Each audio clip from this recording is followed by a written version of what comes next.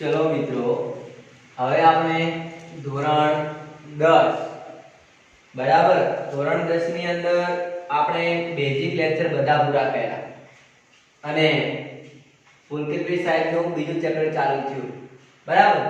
અહીં આગળ આ પહેલા ચેપ્ટરનું નામ છે વાસ્તવિક સંખ્યાઓ। વાસ્તવિક સંખ્યાઓ વિશે ભણીશું અને જે કંઈ હવે ચાલશે બધું આપણા સિલેબસનો ચાલશે। આગળની બેઝિક માહિતી પૂરી થઈ એટલે જેટલું બી ચાલે એટલું ચોપડામાં વ્યવસ્થિત લખવું અને તૈયાર કરવું એ તમારી જવાબદારી રહેશે બરાબર। તો અહીં આપણે ચાલુ કરીએ ચેપ્ટર 1 વાસ્તવિક સંખ્યાઓ।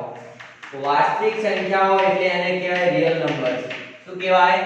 રિયલ નંબર્સ, જેને આપણે કહીશું વાસ્તવિક સંખ્યાઓ। ચલો વાસ્તવિક સંખ્યાઓમાં ઘણું બધું સમજવાનું છે બરાબર। આપણે પહેલા જે જૂનો સિલેબસ હતો એમાં નામ હતું વાસ્તવિક સંખ્યાઓ અને યુક્લિડની ભાગ પ્રવિધિ।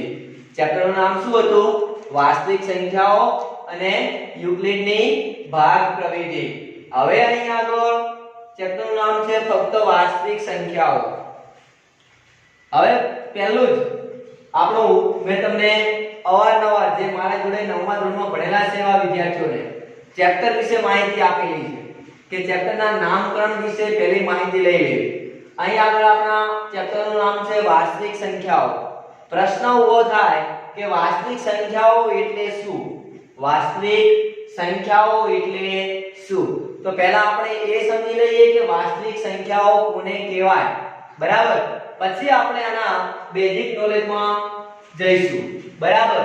હવે ઘણા બધા ગણ આપેલા છે, તમે બધા જ ગણ વિશે જાણો છો, બધા જ ગણ વિશે જાણો છો। હું તમને ગણનું એક લિસ્ટ આપી દઉં, n w z q i r c h। કદાચ આટલા બધા ગણ તમે નહીં જોયા હોય પણ આમાંના થોડા ગણ તો એવું તમને થતું જ હશે થોડા ગણા કે હા આપણે આવું જોયું છે બરાબર। n નો મીનિંગ થાય set of all natural numbers। set of all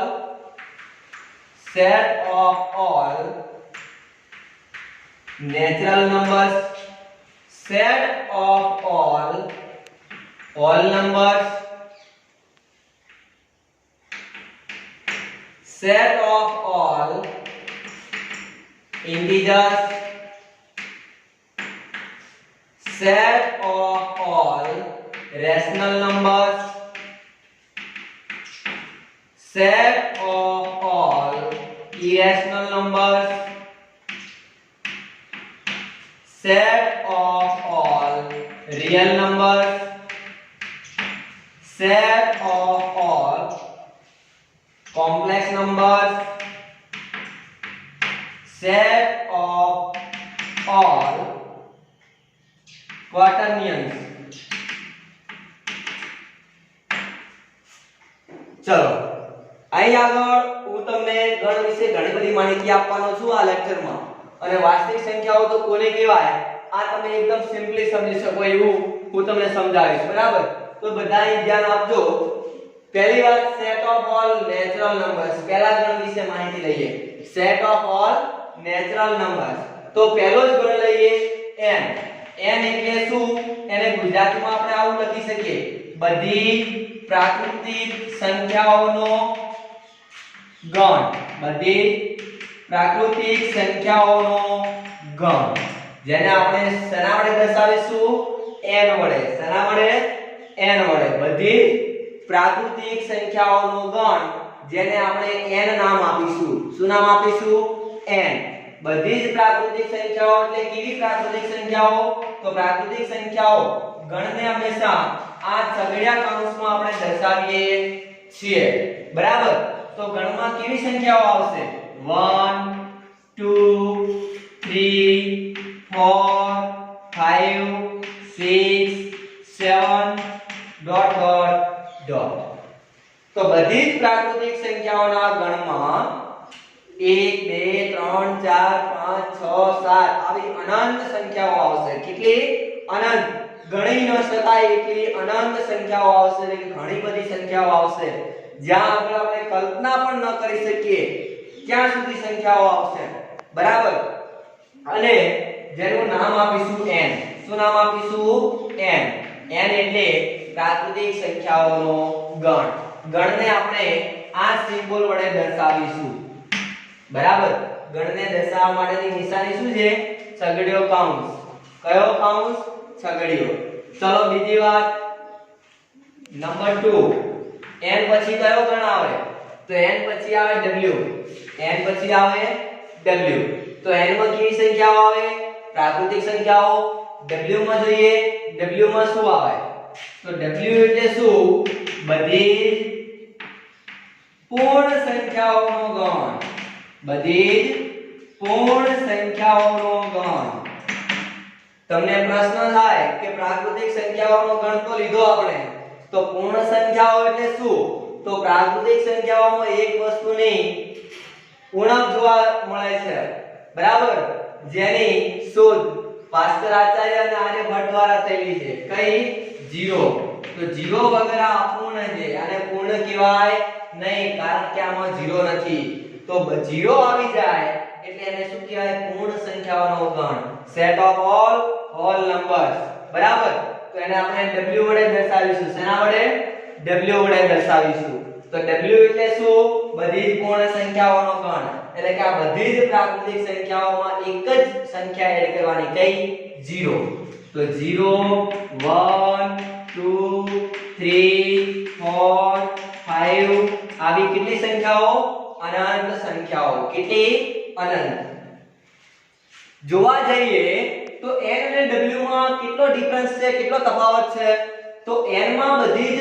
પૂર્ણાંક સંખ્યાઓ ધન પૂર્ણાંક આવે કેવા આવે ધન પૂર્ણાંક એટલે કે બધી જ પ્રાકૃતિક સંખ્યાઓ આવે 1 2 3 4 5 આવી કેટલી સંખ્યાઓ આવે n માં અનંત સંખ્યાઓ આવે તો w માં કેટલી આવે એમાં પણ અનંત સંખ્યાઓ આવે પણ n અને w વચ્ચે તફાવત શું કે n માં 0 ન આવે w માં 0 આવે તો n કરતા w માં એક જ સંખ્યા વધારે છે કેટલી એક જ સંખ્યા વધારે છે એકથી વધારે નથી ચલો આગળ જઈએ નંબર 3 કયો ગણ આવશે સેટ ઓફ ઓલ ઇન્ટીજર્સ એટલે કે બધા જ પૂર્ણાંકોનો ગણ બધા જ પૂર્ણાંકોનો સમૂહ જેને આપણે z કહીશું તો z એટલે શું બધા જ પૂર્ણાંકોનો ગણ બધા જ પૂર્ણાંકોનો ગણ તો પૂર્ણાંક એટલે શું તો પ્રશ્ન આવે કે પૂર્ણાંક એટલે શું જે પોઈન્ટમાં ના હોય એને પૂર્ણાંક કહેવાય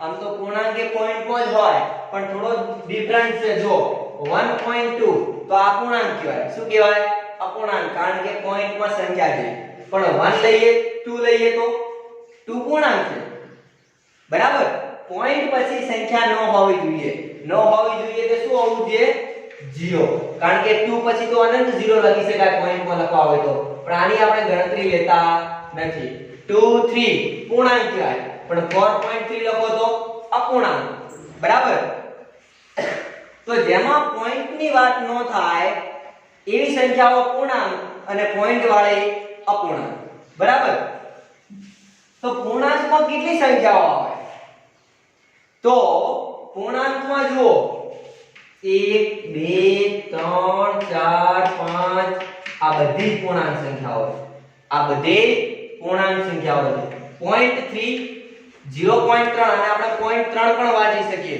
જો આગળ જતા વિદ્યાર્થીઓને તકલીફ થતી હોય છે આપણે આને 0.5 પણ કહી શકીએ અને 0.5 પણ કહી શકીએ બરાબર તો 0.5 0.3 0.3 એટલે શું એકનો ત્રીજો ભાગ અને આ 0.5 એટલે એકનો બીજો ભાગ તો આ તો બંને અપૂર્ણાંક થયા પોઈન્ટ પછી સંખ્યા હોય તેને શું કહેવાય અપૂર્ણાંક તો પ્રશ્ન ઊભો થાય કે 0 પૂર્ણાંક કે અપૂર્ણાંક 0 પૂર્ણાંક કે અપૂર્ણાંક તો 0 પૂર્ણાંક કારણ કે અહીં પોઈન્ટ પછી કંઈ આવતું નથી તો 0 પૂર્ણાંક છે તો કેટલા પૂર્ણાંક મળ્યા 0 1 2 3 4 5 અનંત પૂર્ણાંક મળ્યા શું આટલા જ પૂર્ણાંક હશે ના આના સિવાય પણ એક પૂર્ણાંક બીજા મળશે કયા જુઓ એક પૂર્ણાંક 2 પૂર્ણાંક 3 પૂર્ણાંક 4 5 6 7 8 આ અનંત સંખ્યાઓ પૂર્ણાંક છે, 0 પણ પૂર્ણાંક છે. તો -1 -2 -3 -4 ફક્ત માઈનસ જ લેવાનું છે. તો આ માઈનસ વાળી સંખ્યાઓ પણ પૂર્ણાંક જ છે. ડિફરન્ટ શું? અપૂર્ણાંક ક્યારે કહેવાય? પોઈન્ટ પછી કંઈક ને કંઈક સંખ્યા હોય તો જ અપૂર્ણાંક કહેવાય, બાકી અપૂર્ણાંક કહેવાય નહીં. તો આ એકે પોઈન્ટ વાળી સંખ્યા નથી, તો આને પૂર્ણાંક જ કહેવાય, અપૂર્ણાંક કહેવાય નહીં. હા, જો આવું હોય -1.1 તો એને અપૂર્ણાંક કહેવાય, પણ આવું તો છે જ નહીં, તો આ પૂર્ણાંક છે. તો કહેવાનો મીનિંગ એ થાય કે -1 -2 -3 -4 આ બધી સંખ્યાઓ પૂર્ણાંક જ છે. શું છે? પૂર્ણાંક છે. બરાબર. તો ડિફરન્ટ શું? આ બધા પૂર્ણાંક અને 0 પણ પૂર્ણાંક, 0 પણ પૂર્ણાંક. જોવાનું એ થાય કે આ બધાને ધન પૂર્ણાંક કહેવાય. શું કહેવાય? ધન પૂર્ણાંક. આ બધાને ઋણ પૂર્ણાંક. તો 0 નું શું? તો 0 ધન પણ નથી અને ઋણ પણ નથી. 0 એ કેવી સંખ્યા છે? ધન સંખ્યા પણ નથી અને ઋણ સંખ્યા પણ નથી, પણ પૂર્ણાંક છે. યાદ રાખજો, 0 એ પૂર્ણાંક છે. 0 ની ઘણી બધી વિશેષતાઓ છે, અવનવી વિશેષતાઓ 0 લઈને બેઠો છે. બરાબર. કારણ કે તમે જો વિજ્ઞાન ભણતા હો તો એમાં તમારે ગુણધર્મો યાદ રાખવા પડે, ઉપયોગો યાદ રાખવા પડે, એની મર્યાદાઓ યાદ રાખવી પડે. તો 0 નો પણ એવું જ છે. ઘણા બધા એના ઉપયોગો છે, ઘણા બધા એના ગુણધર્મો છે, ઘણી બધી એની વિશેષતાઓ છે, એની મર્યાદાઓ છે. 0 બધું જ લઈને બેઠો છે. બરાબર. તો અહીં આગળ જુઓ, પૂર્ણાંક સંખ્યાઓમાં શું આવે? તો -3 -2 -1 0 1 2 3 આવી અનંત સંખ્યાઓ આવે. અનંત ધન પૂર્ણાંક. 0 પણ આવી ગયો અને અનંત ઋણ પૂર્ણાંક. જેટલા ધન હશે એટલા જ ઋણ હશે અને વચ્ચે શું હશે? વચ્ચે બાપુ બેઠા હશે. કયા બાપુ? 0. બરાબર. તો અહીં આગળ જુઓ, શું ચેક કરવાનું? જુઓ કે ભાઈ અહીંથી તમે અનંત સુધી જાઓ તો n થઈ ગયો, આને લઈ લો તો w થઈ ગયો, અને આખાને લઈ લો તો z થઈ ગયો. તો ખબર પડી કે n કરતા w એક જ સંખ્યામાં મોટો છે 0, w કરતા z ઘણી બધી સંખ્યાઓમાં મોટો છે. કારણ કે 0 અને 1 w તો આખો આવી ગયો, પણ માઈનસ વાળી પણ અનંત સંખ્યાઓ છે. બરાબર. તો હવે આગળ જઈએ. q, what is a q? q શું છે? તો q A set of all rational number છે, એટલે કે બધી જ સમય સંખ્યાઓનો ગણ, બધી જ સમય સંખ્યાઓનો ગણ. અને i બધી જ અસમય સંખ્યાઓનો ગણ, અને r બધી જ વાસ્તવિક સંખ્યાઓનો ગણ. એટલે અહીં સુધી પહોંચીશું ત્યારે આપણા ચેપ્ટરનો અર્થ આપણને ખબર પડશે કે આપણા ચેપ્ટરનો મીનિંગ શું છે. એ આપણને ક્યારે ખબર પડશે? જ્યારે અહીં પહોંચીશું ત્યારે ખબર પડશે. તો હજુ વાર છે. ચેપ્ટરના નામકરણનો અર્થ સમજવાની હજુ વાર છે. ચલો આગળ જઈએ. ચલો અહીં આગળ આયા set of all rational number, એટલે કે q. કયો નંબર? 4. q એ શું છે? બધી સમય સંખ્યાઓનો ગણ, જેને આપણે શું કહીશું? q. q એટલે બધી સમય સંખ્યાઓનો ગણ. પૂર્ણાંક સંખ્યાઓ વિશે તો સમજ્યા, સમય સંખ્યાઓ કેવી હોય એ પ્રશ્ન આપણી આગળ ઊભો જ છે. યાદ રાખજો, q પછી i આવે, i પછી r આવે, r પછી c આવે, c પછી h આવે. એટલે હું તમને આગળ સમજાવીશ. શું આવે? q, i, r, c, h. કેટલા ગણ થયા? 2 3 5 ગણા, 5 અને 3 ગણા, કુલ 8 ગણ ભણવાના થાય. કેટલા? 8. ચલો આગળ જઈએ. હવે બધી સમય સંખ્યાઓનો ગણ. તો સમય સંખ્યાઓ એટલે શું? આ આપણી આગળ મોટો પ્રશ્ન ઉભો થશે. સમય સંખ્યાઓ એટલે શું? તો એની વ્યાખ્યા આપું તમને કે કોને સમય સંખ્યાઓ કહેવાય. તો જે સંખ્યાઓને p ભાગ્યા q ના સ્વરૂપમાં લખી શકાય તેવી સંખ્યાઓને સમય સંખ્યાઓ કહે છે. સમય સંખ્યાઓ કહે છે.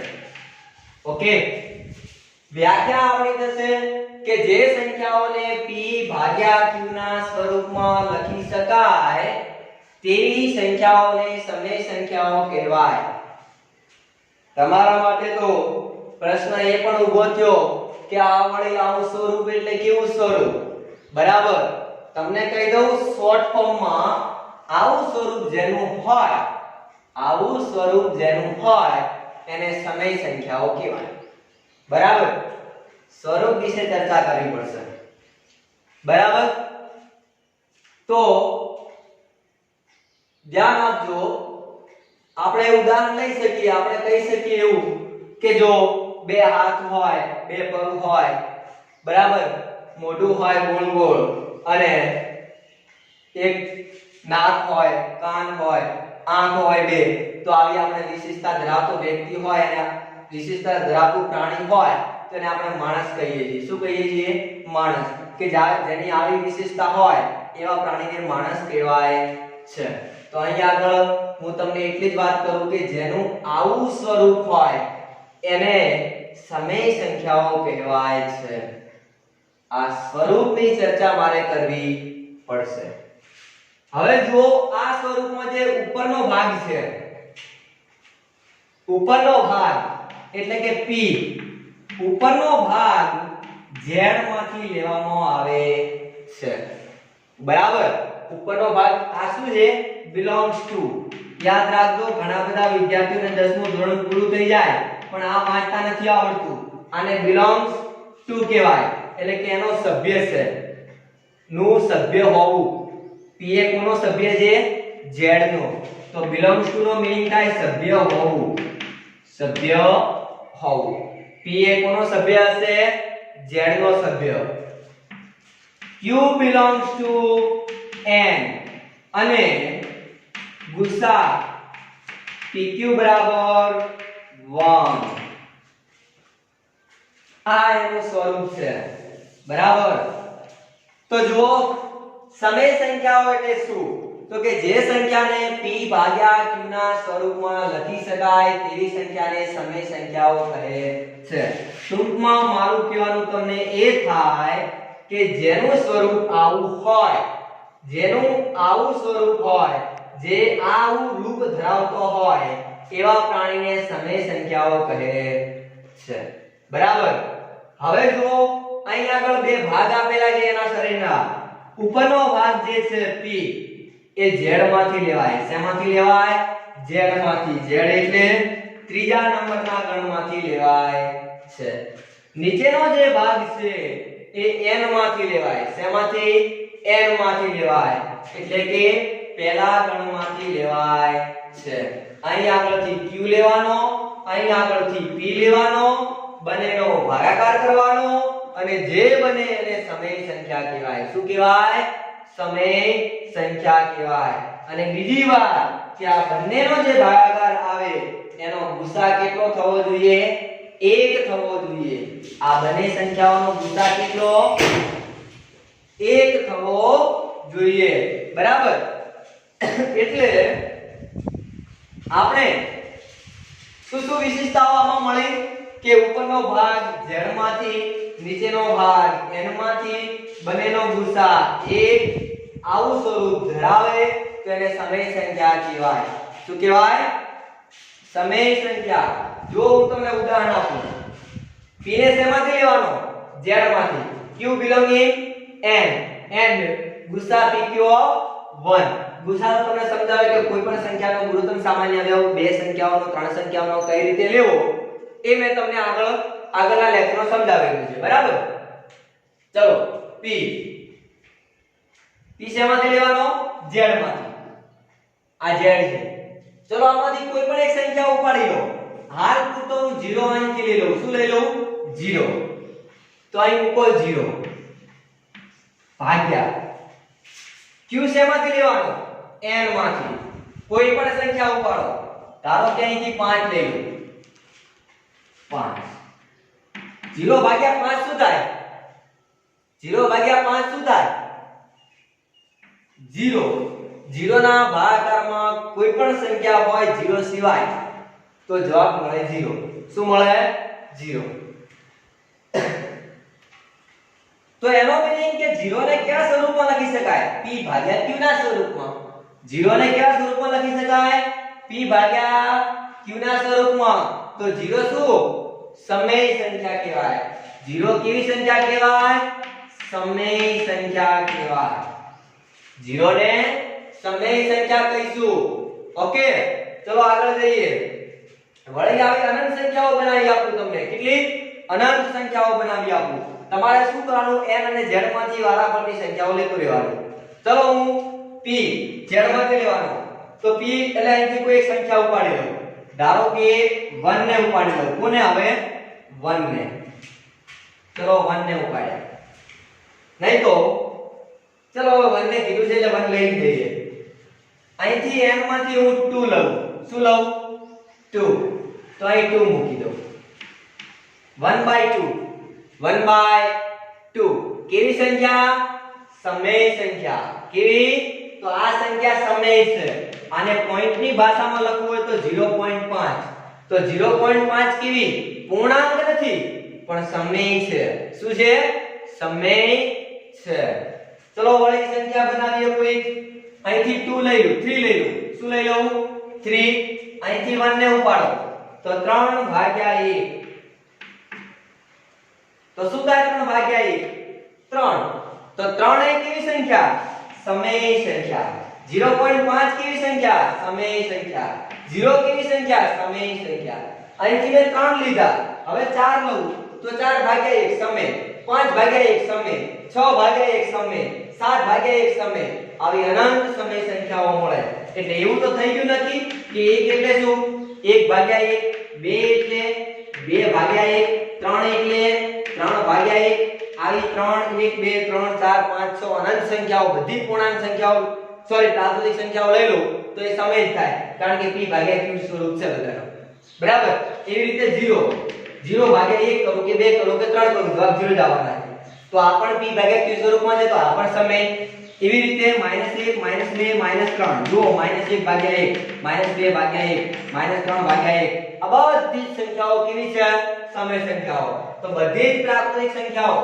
સમય સંખ્યાઓ બધી જ આમાં 0 છે 0 પણ સમય બધી જ ઋણ પૂર્ણાંક 0 ધન પૂર્ણાંક બધા જ સમય થઈ ગયા તો બધા જ પૂર્ણાંકોનો ગણ કેવો થયો સમય સંખ્યા અને આના સિવાય અપૂર્ણાંક પણ બધા કેવા થાય સમય થાય કેવા થાય સમય સંખ્યાઓ થાય બરાબર તો હવે તમને સમય સંખ્યાઓ વિશે માહિતી મળી ગઈ છે હજુ થોડું સમજાવી દઉં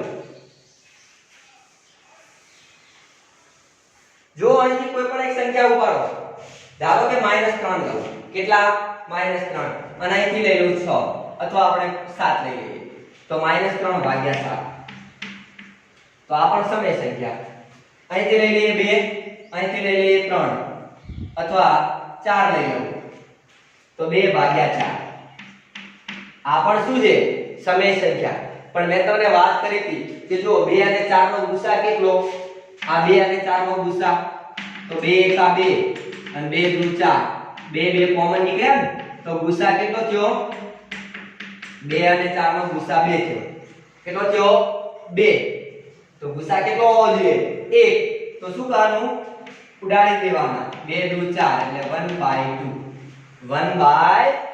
1/2 થાય જુઓ 2 ના અવયવો પાડો 2 1 આ 2 4 ના અવયવો પાડો 2 2 4 2 ઉડી ગયા વધ્યું શું 1/2 તો 1/2 એટલે 0.5 આપણે આગળનું ઉદાહરણ લીધું તો એનું પાછું આવ્યું તો એ પણ શું છે સમય સંખ્યા તો આવી અનંત સમય સંખ્યાઓ બનાવી શકાય છે તો સમય સંખ્યાઓની વાત પૂરી થઈ હવે આગળ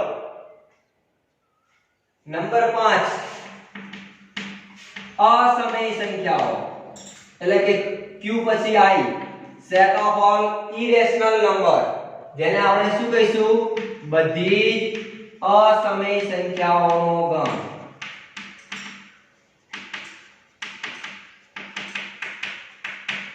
બધી અસમય સંખ્યાઓનો ગણ વ્યાખ્યા લખવી હોય તો તમે લખી દેજો હું તમને લખાવું કે બધી જ અસમય સંખ્યાઓનો ગણ જેને i વડે દર્શાવીશું અસમય સંખ્યાઓ એટલે કેવી સંખ્યાઓ એની વ્યાખ્યા શું છે કે જે સંખ્યાઓ સમય ના હોય તેવી સંખ્યાઓને અસમય સંખ્યાઓ કહે છે બીજી ભાષામાં જે સંખ્યાઓને p ભાગ્યા q ના સ્વરૂપમાં ન લખી શકાય તેવી સંખ્યાઓને અસમય સંખ્યાઓ કહે છે હું તમને ઉદાહરણ આપું જુઓ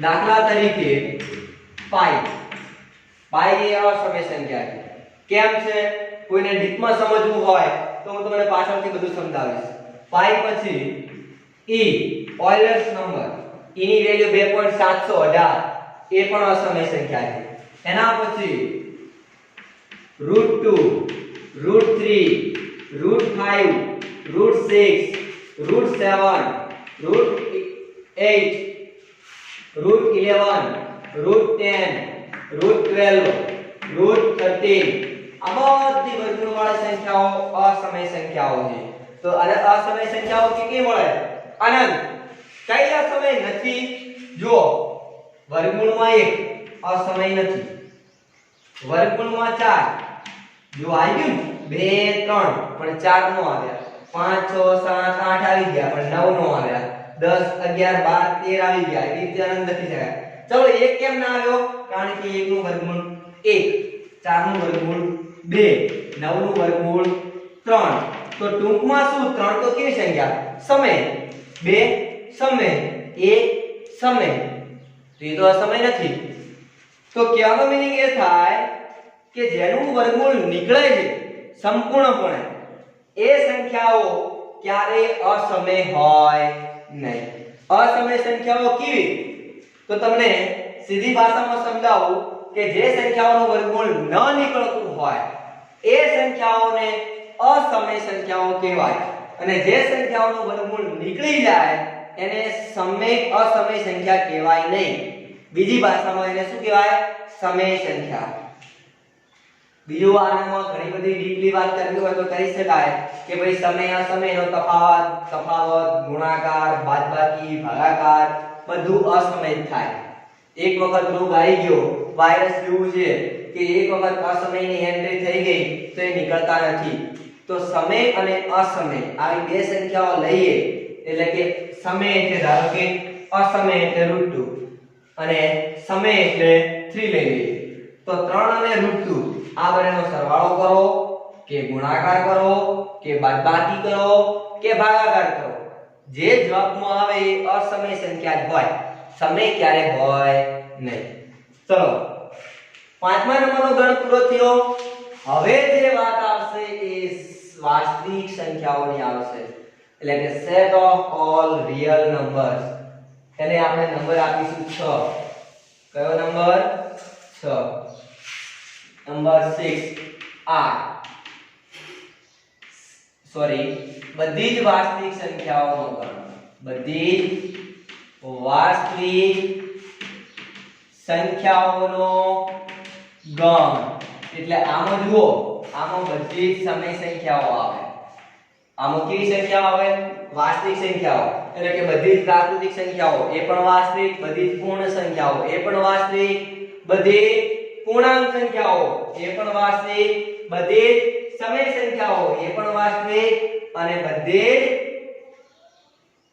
અસમય સંખ્યાઓ એ પણ વાસ્તવિક એટલે આ બધાના ગોળ ભાજક કહેવાય કોણ 8 આરે શું છે બધાના ગોળ ભાજક એટલે દાદા કહીશું આપણે બધી સંખ્યાઓ લઈએ કોઈ પણ ચાહે n લઈએ w લઈએ z લઈએ q લઈએ i લઈએ બધા જ આના બચ્ચા કહેવાય એટલે કે આ બધા જ ગણ r માં આવેલા છે શેમાં આવેલા છે r માં કારણ કે આ બધી જ વાસ્તવિક સંખ્યાઓ આ બોર્ડમાં આપણે જેટલી સંખ્યાઓ લખી એ બધી જ વાસ્તવિક સંખ્યાઓ અને આ સાઈડના જે ત્રણ ગણ હતા એ બધા Q માં આવી ગયા અને આ પોતે એકલા છે સ્વતંત્ર છે પણ પોતે R માં તો આવેલા છે શેમાં આવેલા છે R માં તો આપણે અહીં શું લખીશું કે બધી જ સમય સંખ્યાઓ અને બધી જ અસમય સંખ્યાઓ આ બધાને ભેગી કરી નાખો એટલે કે યોગ ગણ લઈ લો શું લઈ લો બધાનો યોગ ગણ લઈ લો તો આ બધાને ભેગી કરો અને જે મોટામાં મોટો ગણ બને આખી એક સમાજ બને એને આપણે વાસ્તવિક સંખ્યાઓ કહીશું શું કહીશું વાસ્તવિક સંખ્યાઓ તો વાસ્તવિક સંખ્યાઓનો ગણ એટલે કે આપણે જે ચેપ્ટરની વાત હતી કે વાસ્તવિક સંખ્યાઓ કોને કહેવાય તો આશા રાખું છું તમે એ બધું સમજી ગયા હશો તો હું તમને ગણ વિશેનો એક ટેબલ બનાવી આપું એમાં તમારે જોવું હોય તો તમે જોઈ શકશો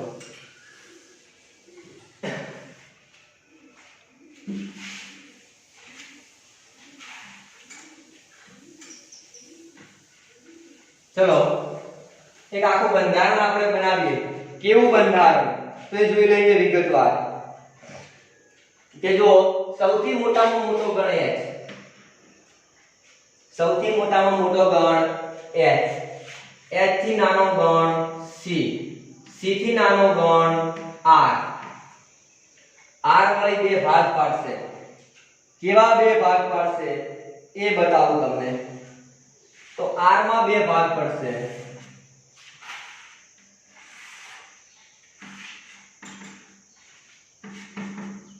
r માં બે ભાગ પડશે એક q અને બીજો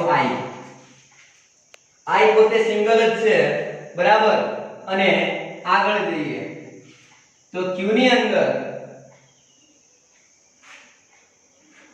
પછી q પછી આવશે z પછી આવશે w અને w પછી આવશે n કોણ આવશે n તો આની તમને આખી હિસ્ટ્રી સમજાવી દઉં કે h એટલે શું h એટલે શું તો h એ શું થાય c ક્રોસ c એટલે બે વખત c નો ગુણાકાર કરવો એટલે h મળે h સૌથી મોટામાં મોટું સ્થાન જો હોય તો h નું છે h થી મોટો કોઈ ગણ હજી સુધી આવ્યો નથી તો સૌથી મોટામાં મોટો ગણ કયો h જેની તમારે જરૂર નથી તમારા સિલેબસનો નથી આ તો હાઈ લેવલનું છે ખાલી માહિતી પૂરતું આપું છું તમને c એટલે શું r ક્રોસ r આ ફક્ત તમારે 12 સાયન્સમાં આવશે c 12 સાયન્સમાં આ નહીં આવે પણ આ આવશે એટલે કે બે વખત r નો ગુણાકાર કરવો એટલે c બને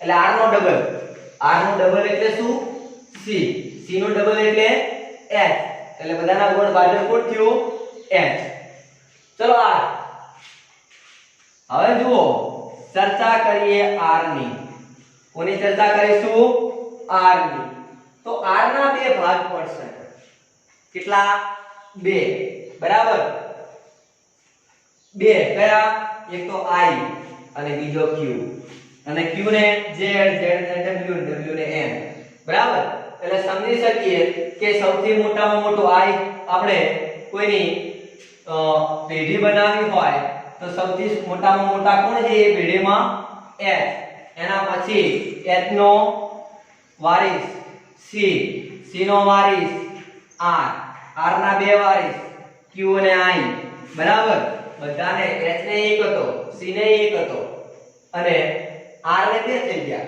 કેટલા બે જેમાં આને કોઈ નથી પાછળ આ પોતે સિંગલ જ છે અને પાછળ કોઈ નથી પણ q ને જો પરંપરા છે કે q ની પાછળ એક છે z ને એક w ને એક n અને n આવ્યો એટલે ક્યાં આગળ m નહીં પેઢીનો અંત થઈ ગયો હવે આગળ કશું નથી બરાબર તો એમના પુરાવા હવે મળતા નથી તો જુઓ n બધી જ પ્રાકૃતિક સંખ્યાઓનો ગણ એનાથી મોટો w પૂર્ણ સંખ્યાઓનો ગણ એનાથી મોટો z પૂર્ણાંક સંખ્યાઓનો ગણ એનાથી મોટો q સમય સંખ્યાઓનો ગણ અને આ બંનેને ભેગા કરીએ અને એ જે બને એ વાસ્તવિક સંખ્યાઓનો ગણ એનો ડબલ કરીએ તો સંકર સંખ્યાઓનો ગણ અને એનો ડબલ કરીએ એટલે h બરાબર તો હવે આપણે આવું લખી શકીએ કે n subset W subset Z subset Q subset R बराबर N Z Q R C H એટલે આ શું છે ઉપગણ છે શું છે ઉપગણ એટલે કે સમાયેલો છે n એ w માં સમાયેલો છે w એ z માં સમાયેલો છે z એ q માં સમાયેલો છે q એ r માં સમાયેલો છે r એ c માં સમાયેલો છે c એ h માં સમાયેલો છે અહીં આગળ w આપણે ભૂલી ગયા તો n subset w subset z subset q subset r subset c subset h એટલે કે n એ w માં આવેલો છે w z માં સમાયેલો છે z q માં સમાયેલો છે q r માં સમાયેલો છે r c માં સમાયેલો છે અને c h માં સમાયેલો છે તો અહીં આગળ આપણા ચેપ્ટરનું જે સારાંશ હતો કે વાસ્તવિક સંખ્યાઓ કોને કહેવાય એ વાતની ચર્ચા આપણે પૂરી થઈ અને હવે પછીના નેક્સ્ટ લેક્ચરમાં આપણે સિલેબસને લઈને ચાલીશું।